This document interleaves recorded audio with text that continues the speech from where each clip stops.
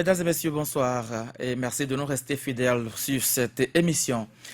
Depuis ce samedi 23 novembre 2019, le corps sans vie de l'ancien médiateur de la République, le professeur Albert Tevoyre, est conduit dans sa dernière demeure à la Maison africaine de la paix. Théophania, c'est le nom qu'il lui a donné à Adiara, son village natal. Celui que l'on surnommait le renard de Djeregbé fut un acteur clé dans le processus de démocratisation de notre pays. Il était le rapporteur général de la conférence des forces vives de la nation de février 1992, février 1990, poste qu'il a donc occupé pendant les différents travaux de cette conférence nationale. En juillet 2006, le 28 juillet précisément, il est nommé médiateur de la République pour ne pas citer tous les postes qu'il a occupés jusqu'à cette date. C'était sous le président Boni Yayi, poste qu'il a occupé donc jusqu'en 2013 avant de démissionner. Avant son inhumation samedi dernier, le frère Melchior, c'est son nom, il a reçu les hommages mérités. Une messe comme présent a eu lieu à la cathédrale Notre-Dame de l'Immaculée Conception de la ville de Porto-Novo en présence de différentes personnalités qui sont allées lui rendre un dernier hommage. Et sur ce plateau ce soir, nous sommes avec quelqu'un avec qui il est resté pour ces derniers jours. En tout cas, pour une trentaine d'années, il est resté avec lui. Son nom, Jérôme Aklamavo. Bonsoir à vous. Bonsoir, chers journalistes. Bonsoir, merci. Chers auditeurs. Également sur ce plateau ce soir, Vigile Avancé, bonsoir. Bonsoir Patrice, bonsoir à tous. Sur ce plateau, Saturne Diassou, bonsoir. Bonsoir Patrice Avala, bonsoir à toutes, bonsoir à tous. Et je me tourne vers Jérôme Aklamavo. On pourrait dire un baobab s'en est allé. C'est vrai. Le professeur Albert Tevoyre n'est plus à présenter. Il n'est pas n'importe qui au pays. C'est l'un des têtes pensantes, comme nous on l'appelait, le poids des idées, la force de l'action. Albert Tevoyre nous avait séduit en 1990 avec le rapport présenté à la conférence des forces vives de la nation. C'est dire aussi que bien avant cette conférence, ce rapport, il y a eu un colloque qui a été organisé à Porto-Novo, le colloque Nord-Sud, ce qui nous a permis de le découvrir. Et nous avons commencé par faire nos pas à partir de là, et ça a été renforcé par la conférence nationale avec la démocratisation qui a permis de créer des partis pour aller aux élections, pour gérer le pouvoir. Alors, en ce moment, nous étions étudiants. Donc, on a été très tôt responsable du parti qu'il a créé à l'université.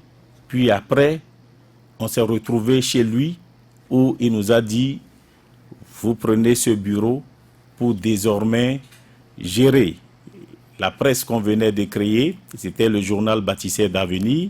Donc, vous serez là pour superviser avec les autres. Là aussi, vous serez là pour connaître des questions des militants qui viendraient pour tel ou tel problème. À chaque fois, nous sommes sollicités, mais nous avons beaucoup appris auprès de lui. Alors, vous avez beaucoup appris auprès de lui et aujourd'hui, on peut dire que la relève est assurée. La relève, oui, mais ce n'est pas avec le poids des idées de Albert Tevoyre que nous sommes là. Nous avons pris une partie de son comportement, de ses manières de faire, de comment il entend faire les choses, comment projeter les actions. C'est de ça peut-être que nous allons échanger, parce que si nous en sommes arrivés à bien mener les choses pour que l'organisation de ces obsèques soit bien menée, c'est parce qu'on a été vigilant et on ne s'est pas laissé endormir. Vigile avancé, vous avez connu également le professeur Albert Thévoigré. Aujourd'hui, on ne parlera que de lui au passé. Oui, Albert Thévoigré, je l'ai d'abord connu de loin, comme le disait M. Aklamavo. Enfin, lui, il l'avait connu un peu plus proche quand même. Mais moi, je l'ai connu de loin, déjà parti de la conférence nationale. Lui, le rapporteur général En 1990. En 1990. Et puis l'élection présidentielle, la première élection présidentielle où, disons, cette popularité qu'il a acquise en 90 l'avait projeté au devant de la scène ici. Et il était arrivé troisième, je me rappelle, et beaucoup auraient aimé qu'il soit au second tour. Et on avait l'impression même à l'époque que s'il était arrivé au second tour, que ce soit contre Kérékou ou que ce soit contre Dionné Soglo, il aurait fait la différence. Enfin, c'est ce qu'on pensait beaucoup à l'époque, c'est vous dire combien en si peu de temps il s'était bâti donc cette réputation-là. Puis il a occupé différents postes ministériels. Hein. Le plus cité, c'est le ministre de Plan, en tant que ministre de Plan qui s'est illustré. Et puis moi-même, en tant que journaliste, je l'ai reçu plusieurs fois en interview, au moins une demi-douzaine de fois. Donc je le connais, bon, pas très bien, mais je le connais quand même pour ses idées. Et beaucoup le connaissaient pour ses idées. Albert Thévoigré, c'était quelqu'un qui, au-delà de ce qu'on pouvait dire en politique, ce qu'on lui connaît plus, c'est qu'il a toujours su choisir le candidat qui va gagner. Je me rappelle à la présidentielle de 2016, je lui disais, mais pour une fois, il a échoué. Je disais ça, blague. Bon, et il disait modestement que bon, on lui affectait ça, que c'était lui qui choisissait, pas forcément parce qu'il avait un génie particulier. Bon, je crois que c'était un peu modeste de sa part, mais tout ce qu'il avait choisi à l'époque, toutes les options qu'il avait faites, avait été chef de l'État, avait été président de la République. Mais bon, voilà. Et donc, Albert Thévoigré aussi, c'est les idées. Il avait plus de... Le poids des idées. Il avait plus d'idées que de réalisations. Je me rappelle, pour la petite histoire, où on parlait de 20 000 emplois.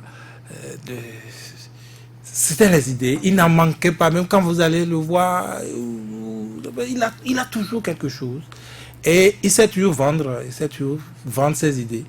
Moi, pour des sollicitations qu'il a eues à mon endroit, je vois, et à chaque fois, ça ne change pas. Et il fait en sorte que vous voyez que c'est l'évidence, vous devez aller dans son sens. Bon, moi, j'ai fini par arrêter le jeu. Et je sais que, bon, voilà, il met votre intérêt en avant, mais en fait, c'est causé de son propre intérêt. Ça également, c'était Albert Thévoigré. Saturne Diassou, vous l'avez également reçu comme vigile, journaliste, et pour passer les derniers moments, avant même son départ pour le Père Céleste, la Maison Céleste. Vous l'avez également reçu il y a quelques mois. Eh ben oui, je ne l'ai pas reçu autant de fois que Virgile. Je l'avoue, Virgile, oui, c'est un année dans la profession, il exerce bien avant moi. Et il a dit une demi-douzaine de fois. Je l'ai reçu plusieurs fois au CFM, aussi bien sûr l'émission à l'époque Carte sur table, que enfin, le semblable de l'invité du jour là-bas en format plus réduit à son domicile, que ce soit sur les indépendances notamment. À chaque fête du 1er août, il fallait quand même aller le voir parce qu'on savait que d'une manière ou d'une autre, ça allait nous manquer, cette voix-là allait partir. Et je peux vous dire que j'ai gardé ça en archive. Hein. Ah oui. Donc, moi, je l'ai rencontré véritablement que lorsque je suis à Soleil FM. Deux rencontres de façon formelle, une troisième qui devrait l'être malheureusement au soir de sa vie. Le dernier entretien que j'ai eu avec lui, je l'ai relevé déjà sur ce plateau, mais dans une autre émission. Lorsque, oui, j'en avais parlé avec Virgile à la rédaction, qu'il fallait organiser le dernier anniversaire de la session de notre pays à l'indépendance. Et on voulait chercher ceux qui ont collaboré déjà dès les premières heures de cette indépendance, ceux qui ont collaboré avec le premier gouvernement.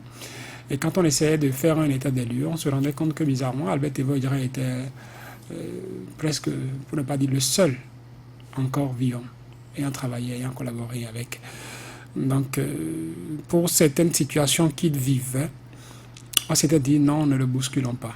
Ne le bousculons pas, étant dans certaines confidences, n'y allons pas et tout ça. Et puis un soir, je me suis résolu à l'appeler par téléphone. Comme d'habitude, il a décroché mon appel. Et je disais, ben voilà, professeur, je souhaite ceci, cela, ceci, cela. Il m'a dit, ah non, je ne peux pas vous parler.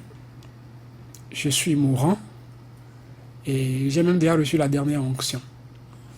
C'est tellement touchant quand vous entendez quelqu'un qui sait qu'il est en train de voyager, qu'il est en train de faire le dernier voyage, être conscient de ce qu'il fait ce voyage, et fidèle à sa foi chrétienne catholique, faire d'une manière ou d'une autre venir un prêtre catholique pour le préparer à ce voyage. J'en étais tout ému, je ne pouvais pas trop en parler. Je l'ai remercié et je lui ai promis de le garder en prière pour l'accompagner pour ce dernier voyage, m'a-t-il dit. Donc, c'était, je crois, fin juillet par là. Je m'attendais alors que les jours qui suivent cette mauvaise nouvelle nous parvienne, et je l'ai même dit en plateau un soir, comme pour préparer les auditeurs, qu'il ne soit pas étonné d'apprendre que peut-être dans les prochains jours, que le professeur Albert Ivoirier passerait de ce monde à l'autre. Dieu, maître de toute vie, a voulu qu'il reste davantage de fin juillet jusqu'à ce jour de 6 novembre 2019, avant qu'il fasse ce pas qu'il a souhaité. Et comme Virgile, oui, l'homme aime aligner les pions dans le sens de ce qu'il souhaite. La première rencontre que j'ai eu avec lui quand j'étais à Soleil FM, c'était cette interview que j'ai voulu de lui pour parler de Mathieu Kérékou. Il m'a alors donné rendez-vous alors qu'il habitait encore dans les encablures de l'école normale supérieure à Porto Novo. Je me suis rendu compte que d'autres journalistes avaient cherché à le recevoir. Et puisque moi, j'avais déjà pris rendez-vous avec lui, qu'il m'avait déjà invité à cela, il a demandé également aux autres confrères de nous rejoindre là. Donc j'étais là, j'ai vu... entre autres, la directrice de publication du journal Kinikini, qui n'est plus là, Evelyne Kenom, je crois, entre autres, était là avec, je crois, Germain Dimino. Et il m'a fait l'honneur de conduire cet entretien le jour-là. Et je me rappelle qu'à chaque fois que nous abordions des sujets sensibles, qui pourraient l'amener à critiquer le régime en place, il me faisait la main. Non, on n'en parlera pas. On a fini, j'ai cherché à en savoir davantage. Il m'a dit non, on n'en parlera pas. J'ai compris qu'il voulait voir le bon côté des choses. Il voulait voir la vie du bon côté. Il voulait garder dans sa mémoire, peut-être pour les derniers jours, ce que ce pays a connu de beau, de bien, d'agréable. Il voudrait en faire la promotion. Il voudrait que ce soit ça que la postérité garde. Au-delà des avatars que nous vivons aujourd'hui, au-delà de tout ce que nous reprocherions à la gouvernance politique actuelle, il n'avait de cesse que d'exhaler, d'exulter, de magnifier ce que ce pays a été, laboratoire de la démocratie. C'est peut-être à dessein parce qu'il était à la conférence des forces vives de la nation. Jusqu'à me sortir, je crois, à l'époque, un Nouveau Testament que Mathieu Kérékou avait à lui offrir, me montrant les mots de Mathieu Kérékou qu'il a bien voulu lui laisser dans ce Nouveau Testament qu'on ne retrouve plus aujourd'hui. Je crois que la couverture porte un épi de maïs et puis tout ce qui va avec. Ça me revient juste en tête avec du vert, l'épi, puisqu'on parle de maïs en jaune, oui. Et puis tout ce qui va avec. Par la suite, on a dû échanger quelques mots que pour le respect de sa mémoire, je ne voudrais pas évoquer sur ce plateau. Il a compris que Albert Ivoirier était, oui, en désaccord avec certaines choses qui se font actuellement dans notre pays, mais il n'a pas voulu y aller.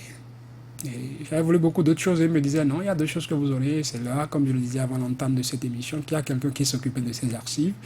Et le sachant méticuleux, je le soupçonne même, M. Aklamova nous dira le contraire, il nous dira si ce n'est pas vérifié, que cette photo qui a figuré sur le fait-pas pour son décès, qu'il ait choisi lui-même, qu'il ait choisi les mots à mettre sur le fait-pas, qu'il ait prévu lui-même le programme de ses obsèques tel que cela se déroulera.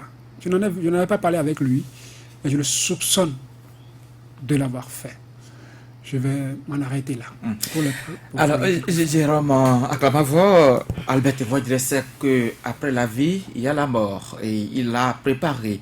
Depuis Dieregbe, sa maison, il avait déjà préparé là-haut. Et lui et son épouse Isabelle allaient se reposer pour leur dernier moment avant de quitter Dieregbe.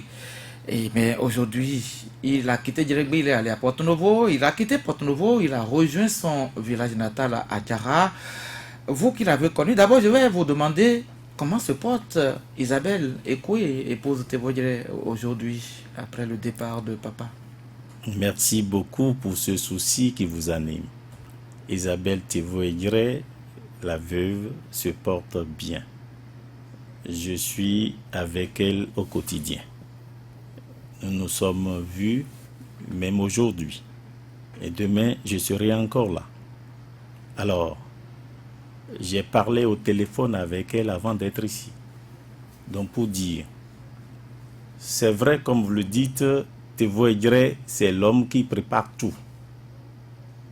Il prépare sérieusement, même s'il a un discours de 2 minutes, dites-vous que c'est préparé dans sa tête. C'est vrai que c'est l'homme des improvisations aussi, parce qu'il en a la capacité. Alors, quelqu'un disait tantôt qu'il a parlé de 20 000 emplois, tout ça, mais revenons là-dessus. Du minimum social commun. Du minimum social commun, parce que nous étions au ministère du Plan en ce moment-là. J'étais son attaché de cabinet et vous savez qu'il a créé certaines structures qu'on appelle la CIPEN, la coordination des initiatives des projets d'emploi nouveaux. Mais ce n'est pas que là, ça. Si des Béninois sont toujours restés au Nigeria à enseigner le français aujourd'hui, ça s'appelle Albert Tevoidre. C'était son projet. Mais c'est son projet. Pour permettre aux zones anglophones, aux Béninois, d'aller dans les zones anglophones pour enseigner le français et pouvoir être une courroie de transition entre la zone anglaise et la zone francophone. Donc, par conséquent, nous parlons de... Il y a les unités communautaires de développement que nous appelons les UCD. De par le nombre de villages que nous avons, mais demandez ceux qui ont parlé de 500 000 emplois, à côté de 20 000 emplois, où en sommes-nous? Lorsqu'on dit 4 emplois par village avec 5 000 villages, que c'est réalisé, alors qu'à côté, il y a autre chose. Si Tevoidre était le président de la République, croyez-moi que vous seriez épaté. Mais chaque homme a son destin. Son destin, ce n'est pas fait pour être président de la République. Et lui-même le dit, il n'est pas mort parce qu'il n'a pas été président, il est toujours resté vivant. Mais finalement, chacun de nous ira là où il est allé. Alors, on dit, c'est vrai qu'il y a longtemps qu'il a préparé sa mort parce qu'il dit toujours, il y a la vie, il y a aussi l'autre partie, l'au-delà. Donc, il faut tout préparer. Quand vous préparez, vous êtes au quotidien, vous préparez la vie, il faut préparer aussi la mort. Vous n'avez pas menti en disant que vous êtes sûr que lui-même a préparé. Oui, il a préparé beaucoup de choses avant de partir. Et il a même dit l'année dernière qu'il ne serait plus là pour ses 90 ans. Le 27 décembre 2018. Oh ben, vous avez de la mémoire. À Porto Novo. Vous avez de la mémoire. Et pourtant, il préparait ses 90 ans. Mais dommage. Avec un programme bien détaillé. Mais ce n'est pas lui-même, en réalité. Ce n'est pas lui-même qui préparait. C'est quelqu'un, un jeune du nom de Apo Romain, qui réside en France, qui est descendu, parce qu'il a une ONG du nom de Hiroko, qui a trouvé que l'ayant approché, qu'il a trop d'idées. Et pour ça, il faut que lui, il puisse organiser ses 90 ça ans. également, ça c'est différent de l'initiative de Joël Aïvo. Ben, cette initiative vient de Hiroko, où Joël Aïvo a été associé. Parce qu'il fallait des têtes pour animer les conférences. Donc, c'est le jeune qui a approché le professeur et il lui a donné quelques noms. Voilà. Je crois que Joël Aïvoire a d'ailleurs reconnu que le professeur l'avait appelé pour solliciter qu'il Oui, les invitations étaient même déjà parties. Les invitations étaient parties et tout ça. Et moi qui suis ici, je me disais que tout allait se passer le 10 novembre, le jour de son anniversaire. Moi, je me rappelle... et que c'est ce jour-là qu'on serait à la messe, quand vous allez nous annoncer que le professeur... Ça n'a pas raté ou presque. Il aurait aimé qu'il en soit ainsi. Bon, c'est-à-dire un jour de son anniversaire, je sais toutes les fois, surtout au dernier moment, quand je l'approchais, nous parlions, parce que des fois, quand madame rentre, je suis là pour rester avec lui jusqu'à 20h30, 21h, que si je sens qu'il est fatigué, je quitte pour la maison. Donc, même la veille de son décès, j'étais là encore. Mais je ne vous dirai pas ce qui s'est passé. Il vous a fait des confidences. Oui, il y a toujours eu des confidences. Et je vous dis, je n'ai pas manqué de faire des enregistrements. Et quand j'aurai réécouté tout ça et pris ma part, je pourrais vous servir. Donc, dire que je vous fais une confidence. Pour ceux qui étaient à l'église samedi dernier, la chanson d'entrée du corps de la messe, la chanson d'entrée, c'est depuis 1999 qu'il a choisi ça. Mais nous l'avons ramené. Il n'a pas changé en temps? Pas du tout. Ça n'a pas changé. C'était quelle chanson? Il fallait être là, ça me Je sais que M. Aklamabo se rappelle et l'air, et je parle de la mélodie et le texte. Il peut nous dire la mélodie s'il ne voudrait pas poser sa voix sur du... Non, et ne me faites pas bégayer. Juste quelques mots du texte. Il y a des collègues sur le plateau, ils peuvent se rappeler l'air. Oui, ne vous en faites pas, je vous donnerai ça tout à l'heure. D'accord. Alors, pour dire que il y a beaucoup de choses qu'il a préparées pour permettre à ce que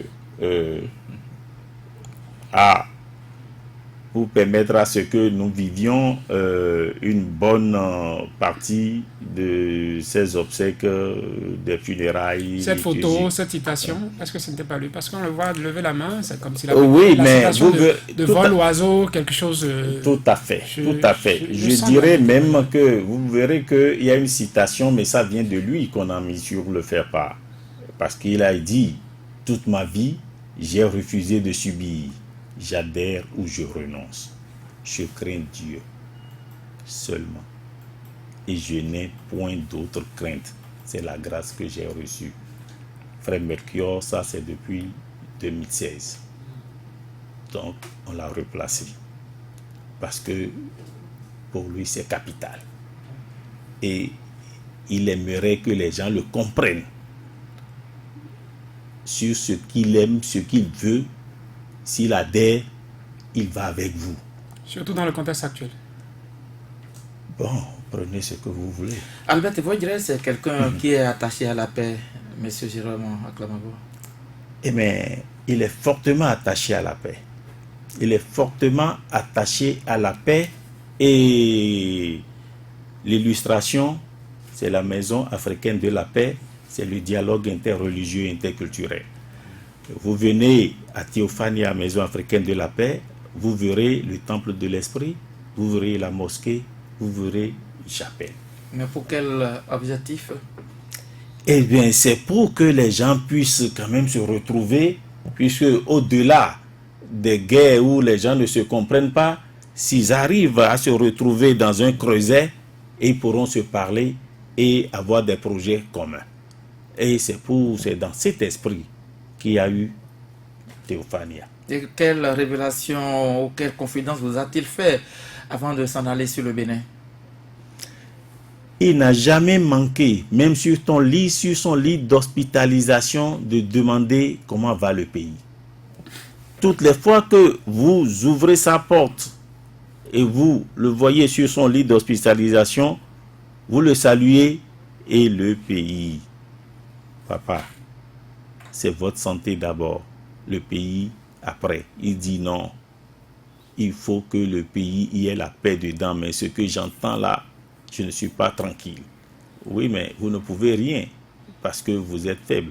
Il faut seulement que vos prières accompagnent tous ceux qui vivent aujourd'hui, nous qui sommes là, actifs, qui allons et venons, pour que le pays demeure en paix, même s'il y a quelques soucis. Priez toujours, accompagnez-nous, donnez-nous des idées pour que nous puissions les remettre dans l'opinion. Vigile avancé, homme de paix, l'État également, il a matérialisé à travers sa maison de l'autre côté d'Adjara. Oui, moi je sais que les dernières années, il a consacré à la paix, à, n'est-ce pas, semer la paix autour de lui. Et il a concrétisé à travers plusieurs initiatives, que ce soit les acteurs des différentes religions qui regroupaient. Il était beaucoup plus d'ailleurs sur ce terrain-là.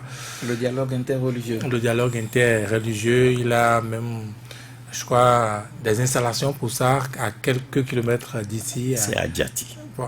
Adjati. Adjati. Et il y a eu des projets un peu partout, des projets communs aux religions, que ce soit à Nati Tengu, que ce soit à Toré.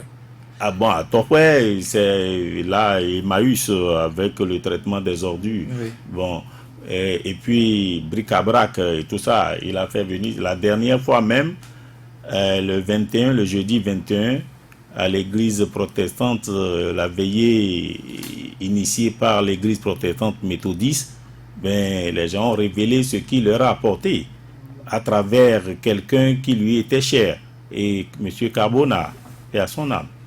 Donc, grâce à Carbona, les femmes méthodistes ont su bénéficier d'un projet et qui leur a permis d'avoir leur siège. Ça a été révélé. Je dois dire aussi que nous sommes allés inaugurer à Nati Tengu des projets de latrines. Il y a eu ailleurs un centre de santé à Pogidi pour que la réunification de l'église protestante. Donc les gens ont fait quand même ces révélations, ces témoignages-là la dernière fois à l'église protestante de Wezumé, devant l'éminence Pont Djessou. Alors, au-delà de ça, il y a beaucoup d'autres choses. Oui, c'est clair que il n'a pas créé la guerre en tout cas. Donc, c'était un homme de paix, et surtout quand il est devenu le frère Melchior, depuis, il n'a plus quitté la paix, il n'a fait que prôner la paix. Satoune Diasso, vous avez une idée du frère Melchior? Quand on dit frère Melchior, il faut déjà faire référence à la Société des missions africaines. Très bien. Ça, c'est le missionnaire SMA. C'était ça. Qui est l'autre lot de consolation pour lui, qui avait voulu être prêtre et qui ne l'a pas été. Et ça me rappelle, je crois, vous et moi, nous étions encore sur notre organe quand il célébrait ses 80 ans à l'église Notre-Dame de Porto Novo, où quelques bribes de ses discours me sont restés. Il faisait quand même son parcours. Il disait qu'il avait voulu être président de la République, qu'il n'a pas été. C'est pas grave. C'est vrai. Il avait voulu être prêtre. Il n'a pas été. C'est pas grave. Mais que là, il se rendait compte qu'il avait une mission qu'il était en train de diriger là, de gérer là, qui était quand même un résumé de tout ce qu'il a voulu être dans sa vie, ses déceptions. C'est qu'il est médiateur de la République. Oui. Et qu'il, d'une manière ou d'une autre, est au centre quand même de la réunification entre les hommes. Ce que le prêtre ferait à l'Église, ce que le président de la République ferait. Comme pour se consoler de tout ce qu'il a voulu être et qu'il n'a pas été. Parce que oui, certaines confidences révèlent, quand j'étais en train de préparer d'autres émissions sur la conférence des forces vives de la nation, que Albert Evodier aurait aimé que de sortir de cette conférence, que ce soit lui qui soit choisi pour jouer le rôle que laissait Fodjodane Soglo, Premier ministre par la suite, qu'il n'a pas été, que ça fait partie de ses frustrations à la conférence des forces vives de la nation. C'est quand même, j'aurais menti. Alors, les auditeurs sont là pour juger. Alors, je dois dire aussi, parce que de lui, nous avons retenu quelque chose de profond. Lorsqu'il dit: lorsque les hommes s'acharnent à vous barrer le chemin, Dieu vous ouvre une avenue qu'il faut avoir le courage de découvrir et l'audace d'emprunter. C'est à un moment donné, au moment où il présentait le livre Le bonheur de servir. Voilà, ça me rappelait ça. C'est l'un de ces rares ouvrages que j'ai eu à lire. Voilà, il y a pas mal d'ouvrages, mais c'est pas de ça qu'il s'agit aujourd'hui. Oui. Bon, entre autres, on parle de ça. Mais pour dire qu'en suivant Albert Thévoët-Gray, s'il entreprend une action dans un sens donné et qu'il voit qu'il doit y avoir des obstacles, il sait contourner pour toujours atteindre son objectif. Alors, vous pouvez le suivre, il a tout fait pour être médiateur de la République, il a tout fait pour avoir la loi sur le médiateur de la République. Si des gens sont très attentifs, ils comprendront que ça a été rejeté. Le vote de la loi a été rejeté dans un premier temps. Oui. Il a d'ailleurs déploré. Il a déploré parce qu'il a dit quelque part où on l'a positionné comme le premier des médiateurs de l'espace UEMOA. Mais qu'est-ce qu'il a dit? Il ne peut pas être le dernier de la classe en étant premier là-bas, parce que dans son pays, il est la médiation, enfin l'institution qu'il a créée, qu'il dirigeait, était par un décret. Alors que beaucoup de structures pareilles dans d'autres pays étaient avec soit avec des lois, des textes de loi, ou dans la Constitution. Et cela, il s'était battu pour que, même quand les gens l'ont rejeté, il a tout fait, trouver la formule pour que cela soit voté massivement. Donc, c'est passé.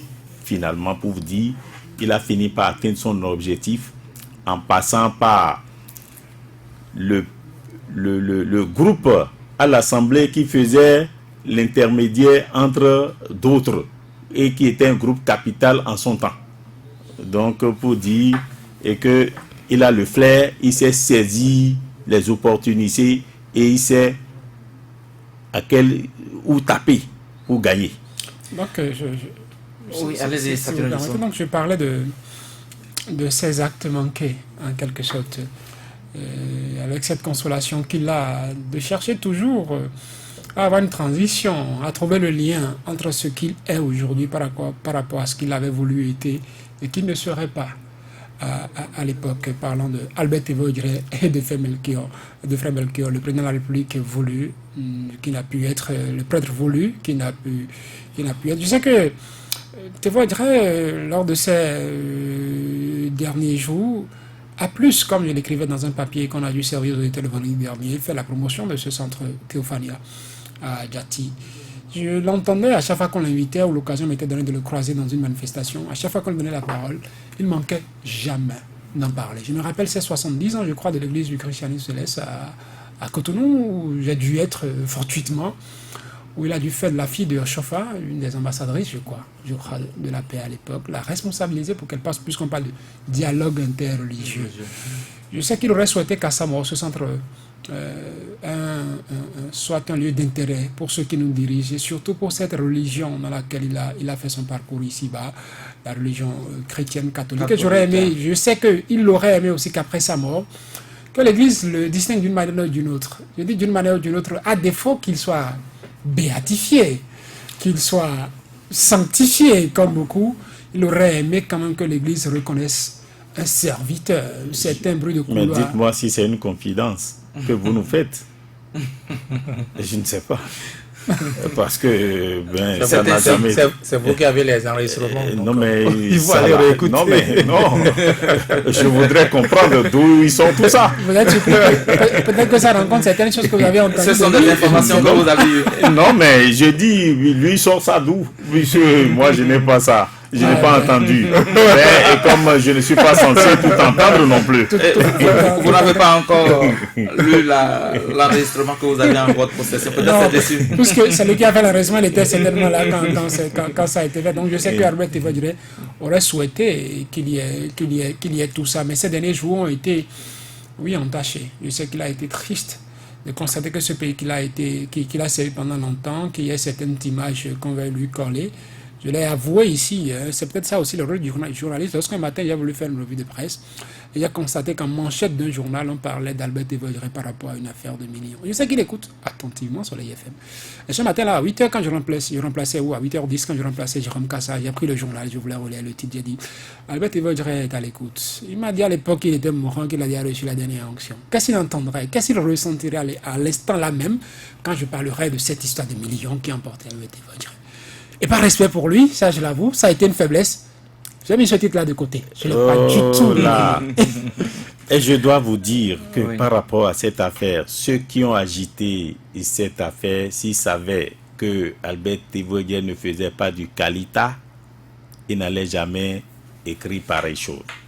Parce que tout est parti lorsque les organisateurs de son anniversaire de ses 90 ans Oui. ont commencé par agiter et par sortir le programme et que tout circulait sur les réseaux sociaux, que les gens ont cru que bon, Cabri Mort n'a pas peur de couteau, mais cette fois-ci il aura peur, qu'il faut le poignarder et davantage. Non, moi, je Mais- l'avais mais- appris bien avant, quand Attends. il y a eu la coalition pour la défense de la démocratie à Diefa, quand il s'est affiché aux côtés de forces Oui, d'opposition. oui, mais ça avait commencé. est-ce que vous savez que la fondation Gantin, c'est Albert Tévoldrey? Est-ce que vous le savez? Et que si aujourd'hui notre aéroport international porte le nom Cardinal Gantin et que c'est Albert Tévoldrey et qu'il y a une place devant l'université et Champ de Foire là, hein, dédiée au Cardinal Gantin et que c'est toujours Albert Tévoldrey. Ces initiatives, il ne manquent pas. C'est lui qui a créé et c'est lui qui a tout fait pour que ceux qui sont là aujourd'hui soient là. Mais parlons-en. C'est qu'à l'époque, on a parlé tantôt de Théophania. Théophania, c'est un projet pour lequel il a mis de l'argent dedans. Mais au moment où les gens ont torpillé ces projets, où il avait déjà des promesses pour avancer, qu'est-ce qu'on n'a pas fait? Il avait demandé à ce que on lui permette d'avoir de l'argent de ce côté-là pour servir toujours la même personne. Parce que à Théophania, il y aura une salle de conférence dédiée au cardinal Gandhi. Il avait voulu avoir de l'argent au niveau de la fondation pour servir cette cause. Et à retourner. Parce que ce n'est pas lui seul qui a signé avant qu'on les décaisse. Ils sont là encore vivants. Et soit dit en passant, ce n'est pas l'argent pris pour ne pas être remboursé. La belle preuve, après son décès, le notaire est venu en présence des membres de la fondation Gantin. Ils ont lu le testament. Ça disait quoi? Le notaire a lu le testament. Et donc, ce que certains ont bloqué, des mains invisibles ont bloqué, à partir de là, ça va être, on va agir là-dessus. On va agir là-dessus pour pouvoir payer la fondation. Donc, c'est La clair. vente de la maison qui est dans les encablures de l'école normale supérieure. Tout à fait. Parce que en on a- son on a temps, appris il à avait l'époque- il avait déjà trouvé quelqu'un. Et puis ça a été bloqué, on a appris ça Et aussi. il y a eu une conférence, une sortie publique. il y a une sortie publique parce qu'il Pour était l'annonce. soulagé de dire maintenant là, restez tranquille, l'argent viendra et vous allez fêter les 10 ans de Cardinal Gantin comme je vais fêter aussi 10 ans. Nous allons organiser ces 10 ans. Bref, je voudrais tourner brièvement cette page pour vous dire Oui. quand le journal Matin Libre ou Grand Matin, je ne sais plus, a sorti, Le dossier de 110 millions. mais c'est nous qui avons péché en le bloquant parce qu'il a préparé. Il était resté lucide jusqu'à sa mort. Hein. Il a déjà préparé une réplique. J'ai dit qu'il allait les confondre, il a préparé. Mais c'est nous qui avons dit le silence est une richesse pour ceux qui ont une richesse en eux-mêmes. Et que lui, c'est un homme riche. Il n'a qu'à laisser la réplique. À titre posthume, vous pouvez le publier. Non, parce que si je vous dis que la veille de son décès et que j'étais là-bas à 8h moins dans sa chambre d'hospitalisation, la première question et le papier, on fait quoi? Elle dit, papa, tranquillisez-vous. Vous êtes un homme riche. Le silence est une richesse pour ceux qui ont une richesse en eux-mêmes. Ça, c'est Thierry de Mondier. Ça veut dire qu'il a accusé quand même cet affront. Il a accusé cet affront. Il a dit aux gens qu'il est sans rancune. Il n'y a pas de rancune, il n'y a pas de choses. Mais restez tranquille, ça va être remboursé. Mais il y a quelques mots dans la lettre qui ont du sens. Je ne vous lis pas ça ici. Et je lui ai dit de me laisser, je vais à Cotonou, je reviens, à mon retour, on va gérer et la réponse ira. Il dit d'accord, ok, je ne suis pas pressé, je t'attends. Mais il s'est fait que le soir, j'étais revenu vers 17h, il était déjà entouré d'un collège de médecins. Et qu'est-ce qu'il fallait faire? J'ai attendu, ils sont restés 45 minutes. Quand ils sont sortis, je suis retourné, il y a eu un incident. Parce que avec quelqu'un qui est venu, à qui je ne voulais pas qu'il reste, qu'il dégage et tout ça là, bon, mais j'étais parti un peu fâché, précipitamment, et puis il me demandait d'attendre. J'ai dit je reviens le lendemain, lorsque on m'a annoncé à 7h et quelques qu'il n'est plus. Qu'il n'est plus. Bon. Malheureusement, Jérôme Akamavo, nous allons nous arrêter là. On ne pourrait pas passer 1 heure pour parler de Albert Tevoidre. C'est comme ça passe à la radio. mais dites-vous là, vous m'avez pris au dépourvu. Vous avez assuré. En tout cas, merci d'avoir effectué le déplacement. Je vous assure. Vous avez assuré. Que nous allons intervenir. Merci beaucoup à vous tous. Merci aux auditeurs. Oui. Merci à Edgar Nyakadia qui nous signale la fin de cette émission. Prenez le rendez-vous demain pour un autre numéro. Portez-vous bien.